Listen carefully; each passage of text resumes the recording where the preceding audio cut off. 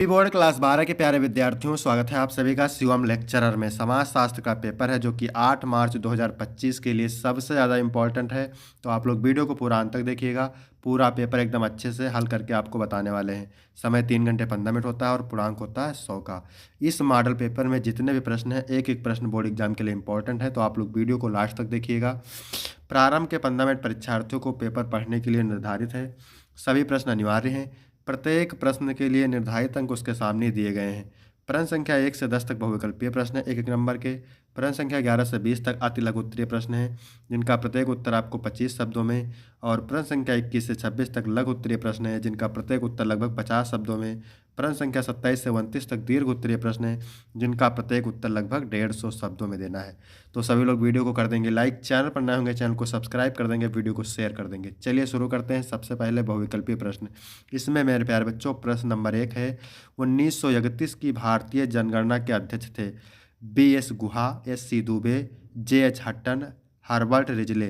तो 1931 की भारतीय जनगणना के अध्यक्ष थे JH हट्टन। आपका C ऑप्शन करेक्ट हो जाएगा। अब यहाँ पर इंपॉर्टेंट पॉइंट है, आपके एग्जाम में पूछे जा सकते हैं, तो इनको भी देख लीजिए।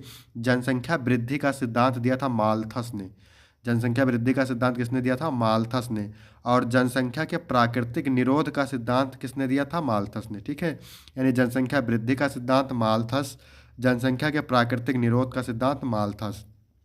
अनुकूलन जनसंख्या का सिद्धांत डाल्टन ने दिया था। अनुकूलन जनसंख्या का सिद्धांत डाल्टन ने। तो ध्यान रखिएगा इन लोगों को। फिर इसके बाद है प्रश्न नंबर 2। क्या कह रहा है? भारतीय परिवार का परंपरागत स्वरूप क्या है? नगरीय परिवार, एकाकी परिवार, संयुक्त परिवार, ग्रामीण परिवार। तो भारतीय परिवार का परंपरागत स्वरूप है संयुक्त परिवार। ठीक है, क्या है? संयुक्त परिवार। आपका C ऑप्शन करेक्ट हो जाएगा। देखिए इसमें मोस्ट इंपॉर्टेंट है, इनको पढ़ लीजिएगा। पूछेगा जाति क्या है? तो जाति एक संस्था है। सूचना का अधिकार अधिनियम 2005 में पारित हुआ था। सूचना का अधिकार अधिनियम कब पारित हुआ था? 2005 में। प्रभुत्व जाति यानी प्रभुत्व जाति की अवधारणा किसने दिया था? MN श्रीनिवास ने। प्रभुत्व जाति की अवधारणा MN श्रीनिवास ने दिया था। इसके बाद है तीसरा क्वेश्चन। प्रश्न नंबर 3 है, विश्व महिला दिवस कब मनाया जाता है? तो 8 मार्च को विश्व महिला दिवस मनाया जाता है। ठीक है, तो सभी लोग वीडियो को लाइक कर देंगे, चैनल पर नए होंगे चैनल को सब्सक्राइब कर देंगे, शेयर कर देंगे। इसके बाद है यहाँ पर देखिए, सत्यशोधक समाज की स्थापना 1873 ईस्वी में हुई थी। भारत में पुनर्जागरण का पिता राजा राम मोहन राय को कहा जाता है। भारत में पुनर्जागरण का पिता राजा राम मोहन राय को कहा जाता है। भारतवर्ष में अस्पृश्यता निरोधक अधिनियम 1955 में पारित हुआ था। भारत में अस्पृश्यता निरोधक अधिनियम 1955 में पारित हुआ था। अस्पृश्यता निवारण अधिनियम संविधान के अनुच्छेद 17 से संबंधित है। अस्पृश्यता यानी छुआछूत निवारण अधिनियम संविधान के अनुच्छेद 17 से संबंधित है। भारत में प्रथम पिछड़े वर्ग आयोग के अध्यक्ष कौन है? काका कालेलकर। इसको याद रखिएगा। सत्यशोधक समाज की स्थापना किसने की? ज्योतिबा फूले ने। ज्योतिबा फूले ने। इसके बाद 4 नंबर प्रश्न है, आधुनिकीकरण के परिणाम क्या है? नगरीकरण, नए वर्गों का उदय, श्रम का विभाजन। तो ये तीनों है, तो D ऑप्शन से हो जाएगा। आधुनिकीकरण क्या है? नगरीकरण, नए वर्गों का उदय और श्रम का विभाजन। ठीक है, इसके बाद 5 नंबर है, भारतीय प्रजातंत्र की प्रमुख भारतीय प्रजातंत्र का प्रमुख भारतीय प्रजातंत्र की प्रमुख बाधाएं हैं। ठीक है, बाधक हैं। ठीक है, तो क्षेत्रवाद भी है, जातिवाद भी है और संप्रदायवाद भी है। तो इनमें से सभी हो जाएगा। इसके बाद है, राज्य पुनर्गठन आयोग का स्थापना हुई थी 1956 में। संविधान का 73वां संशोधन पंचायती राज व्यवस्था से संबंधित है। ठीक है, पंचायती राज व्यवस्था की स्थापना हुई थी 1959 में। दहेज निरोधक अधिनियम 1961 में पारित हुआ था।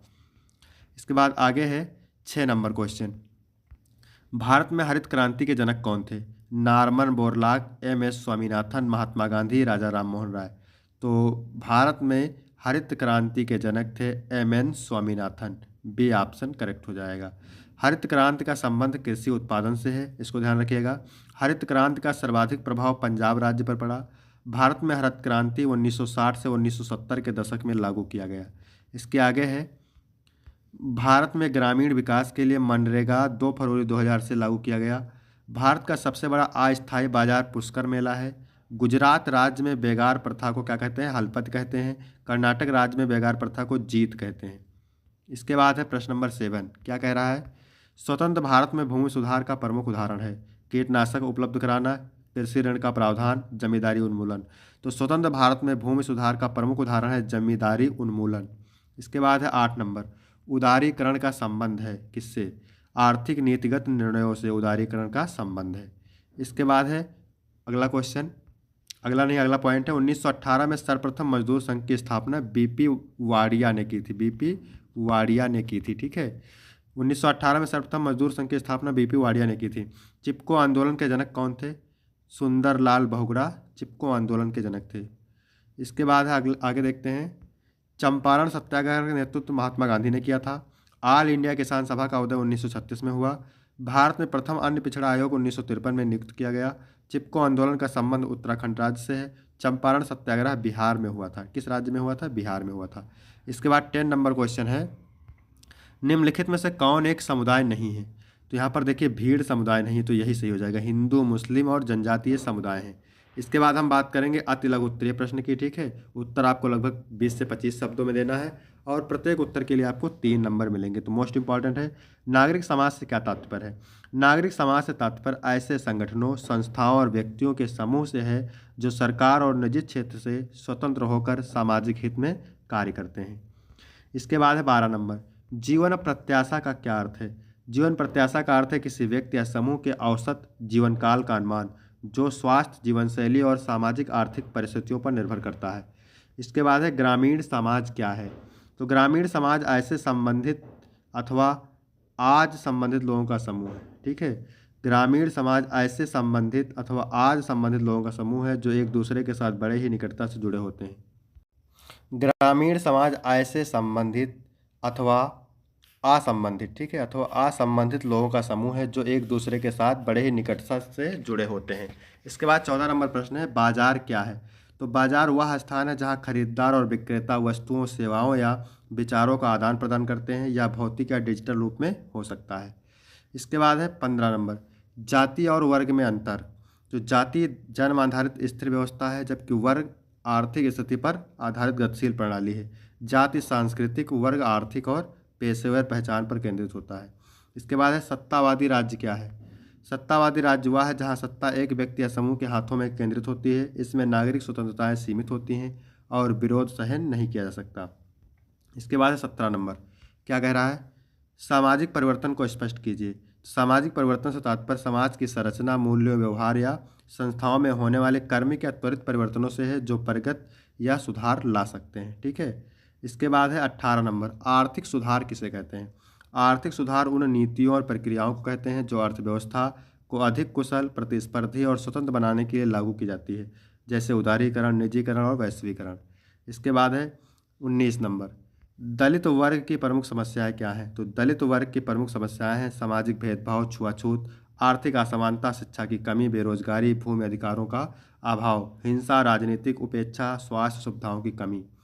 इसके बाद है 20 नंबर, ग्राम पंचायत के 4 दायित्व बताइए। तो ग्राम पंचायत के 4 दायित्व निम्न हैं। पहला है गांव के विकास कार्यों की योजना बनाना, स्वच्छता और पर्यावरण की देखभाल करना, सार्वजनिक सुविधाओं का प्रबंधन करना, सामाजिक न्याय और सुरक्षा सुनिश्चित करना।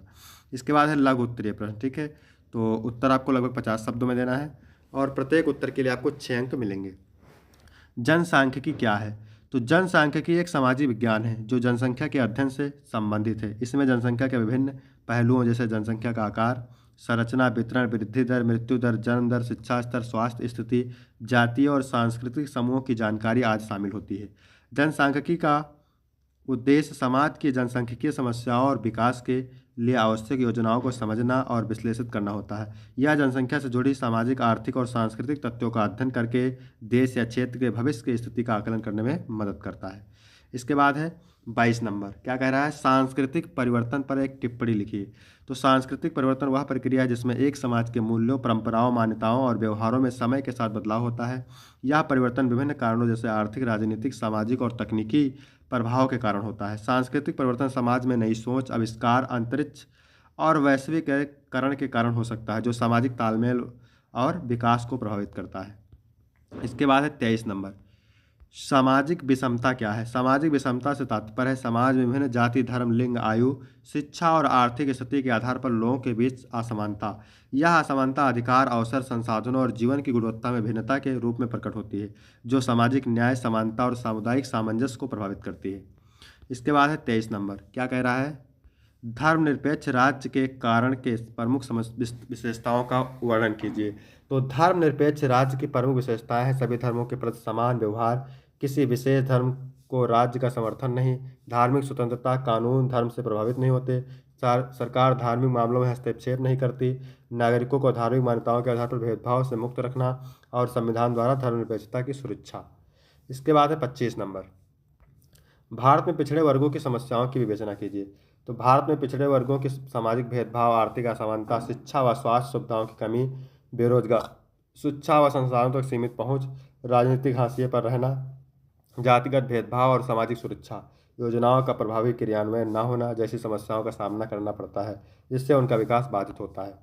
इसके बाद 26 नंबर, हित प्रतिस्पर्धा, संविधान और सामाजिक परिवर्तनों की चर्चा कीजिए। तो हित प्रतिस्पर्धा का तात्पर्य विभिन्न सामाजिक, आर्थिक और राजनीतिक समूहों के बीच अधिकारों और संसाधनों की प्राप्ति के लिए संघर्ष से है। भारतीय संविधान सभी नागरिकों को समानता, सामाजिक न्याय और अवसर प्रदान करता है, जो सामाजिक परिवर्तन को सक्षम बनाता है। यह संविधान समाज में न्याय संगत बदलाव लाने के लिए महत्वपूर्ण भूमिका निभाता है। इसके बाद है विस्तृत उत्तरीय प्रश्न, ठीक है। तो प्रत्येक उत्तर के लिए आपको 8 अंक मिलेंगे। उदारीकरण ने रोजगार के प्रतिमानों को किस प्रकार प्रभावित किया है? उदारीकरण ने रोजगार के प्रतिमानों को व्यापक रूप से प्रभावित किया है। वैश्वीकरण और निजीकरण के बढ़ते प्रभाव से पारंपरिक नौकरियों में कमी आई, जबकि सेवा और सूचना प्रौद्योगिकी क्षेत्रों में नए अवसर बढ़े। संगठित क्षेत्र में रोजगार घटा, लेकिन असंगठित और ठेका श्रम में वृद्धि हुई। बहुराष्ट्रीय कंपनियों के आगमन से उच्च कौशल वाले रोजगार बढ़े, परंतु अस्थायी और अनुबंध आधारित नौकरियों का चलन बढ़ा। कृषि क्षेत्र में रोजगार घटा, जबकि शहरी और औद्योगिक क्षेत्रों में अवसर बढ़े। कुल मिलाकर उदारीकरण ने कौशल आधारित रोजगार को बढ़ावा दिया, लेकिन रोजगार की स्थिरता और सामाजिक सुरक्षा को चुनौती दी। इसके बाद अथवा करके 2 पूछता, आपको 1 करना रहता है, तो ये भी देखते हैं। जाति को परिभाषित कीजिए तथा इसके प्रमुख विशेषताओं का वर्णन कीजिए। जात की परिभाषा, जात एक सामाजिक वर्गीकरण प्रणाली है जो जन्म के आधार पर तय होती है। यह व्यक्ति की सामाजिक स्थिति, पेशा, विवाह और अन्य सामाजिक गतिविधियों को प्रभावित करती है। जात की प्रमुख विशेषताएं, तो पहली विशेषता है जन्मजात आधार, ठीक है। जात जन्म से आधारित होती है। पेशेगत निर्धारण, पारंपरिक रूप से जाति विशेष के लोग निश्चित व्यवसाय से जुड़े होते हैं। सामाजिक एवं धार्मिक प्रतिबंध, खान पान, विवाह और अन्य सामाजिक संबंधों पर जाति आधारित नियम लागू होते हैं। इसके बाद चौथा है ऊंच नीच का भाव, जाति व्यवस्था में ऊंची और नीची जातियों का भेदभाव देखा जाता है। सामाजिक गतिशीलता का अभाव, पारंपरिक रूप से जाति परिवर्तन संभव नहीं था। सदियों पुरानी व्यवस्था, यह प्राचीन काल से चली आ रही सामाजिक संरचना है।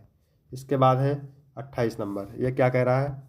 लोकतंत्र को परिभाषित कीजिए। लोकतंत्र में दबाव समूह की भूमिका का वर्णन कीजिए। लोकतंत्र की परिभाषा, लोकतंत्र एक ऐसी शासन प्रणाली है जिसमें जनता को सरकार चुनने और नीतियों में भागीदारी का अवसर अधिकार होता है। इसमें जनता की सहमति और प्रतिनिधित्व के आधार पर सरकार कार्य करती है।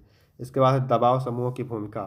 पहली भूमिका है जनमत निर्णय, विभिन्न मुद्दों पर जनता को जागरूक करते हैं। नीति निर्माण में प्रभाव, सरकार पर नीतिगत बदलाव के लिए दबाव डालते हैं। हितों की रक्षा, विशेष वर्गों, व्यवसाय या समुदाय के अधिकारों की रक्षा करते हैं। सरकार की जवाबदेही बढ़ाना, शासन की पारदर्शिता और जवाबदेही सुनिश्चित करते हैं। इसके बाद है वैकल्पिक विचार प्रस्तुत करना। लोकतंत्र में विविध दृष्टिकोण प्रस्तुत कर नीतिगत सुधार में योगदान देते हैं। अथवा करके 2 इसमें भी पूछता है, 1 करना रहता है, तो इसको भी देखते हैं। सामाजिक आंदोलन का क्या अर्थ है? इसके प्रकारों की विवेचना कीजिए। सामाजिक आंदोलन का अर्थ, सामाजिक आंदोलन संगठित प्रयास होते हैं जिनका उद्देश्य समाज में परिवर्तन लाना या किसी सामाजिक समस्या के खिलाफ विरोध प्रकट करना होता है। ये आंदोलन आमतौर पर असंतोष, अन्याय या सुधार की आवश्यकता से उत्पन्न होते हैं। सामाजिक आंदोलनों के प्रकार, सुधारात्मक आंदोलन, सामाजिक कुरीतियों को सुधारने के लिए, जैसे ब्रह्म समाज आंदोलन। क्रांतिकारी आंदोलन, संपूर्ण सामाजिक या राजनीतिक बदलाव लाने के लिए, जैसे भारतीय स्वतंत्रता आंदोलन। इसके बाद है प्रतिगामी आंदोलन, परंपरागत मूल्यों को बनाए रखने के लिए, जैसे खाप पंचायत आंदोलन। नौ सामाजिक आंदोलन, पर्यावरण, मानवाधिकार, नारीवाद आदि से जुड़े मुद्दों पर केंद्रित, जैसे चिपको आंदोलन। फिर है 29 नंबर, क्या कह रहा है? भारत में सामाजिक परिवर्तन के कारणों एवं परिणामों की विवेचना कीजिए। तो भारत में सामाजिक परिवर्तन के कारण, आर्थिक विकास, औद्योगिकरण और वैश्वीकरण से जीवन शैली बदली, शिक्षा का प्रचार, वैज्ञानिक सोच और समानता की भावना विकसित हुई, कानूनी सुधार, सामाजिक न्याय और अधिकारों को बढ़ावा मिला, तकनीकी प्रगति, डिजिटल क्रांति और संचार साधनों में समाज में बदलाव आया। इसके बाद है शहरीकरण। शहरीकरण में है पारंपरिक मूल्यों में परिवर्तन और सामाजिक गतिशीलता बढ़ी। परिणाम देखिए, सामाजिक समानता में वृद्धि, जाति, लिंग और वर्ग भेदभाव में कमी, पारिवारिक संरचना में बदलाव, संयुक्त परिवार से एकल परिवार की ओर रुझान। इसके बाद है महिला सशक्तिकरण। शिक्षा और रोजगार में महिलाओं की भागीदारी बढ़ी, संस्कृति में बदलाव, परंपरागत व आधुनिक मूल्यों का समावेश। इसके बाद अथवा करके दिया है जनजातीय आंदोलन से आप क्या समझते हैं? सरकार द्वारा जनजातियों के हित में किए गए परिवर्तनों का उल्लेख कीजिए। जनजाति आंदोलन का अर्थ, जनजातीय आंदोलन वह संगठित प्रयास हैं जो भारत के आदिवासी समुदायों के अधिकारों, संस्कृति, भूमि संसाधनों और आत्मनिर्णय की रक्षा के लिए किए जाते हैं। ये आंदोलन शोषण, विस्थापन और सामाजिक भेदभाव के खिलाफ होते हैं, जैसे संथाल विद्रोह, भील आंदोलन और झारखंड आंदोलन।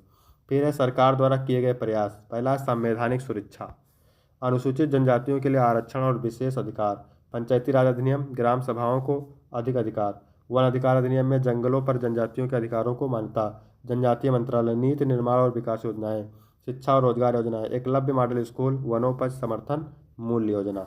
तो यहाँ तक वीडियो कंप्लीट होता है मेरे प्यारे बच्चों। वीडियो अच्छा लगा तो वीडियो को लाइक करेंगे, चैनल को सब्सक्राइब करेंगे। फिर मिलते हैं आपको अगली वीडियो में, तब तक के लिए जय हिंद, जय भारत।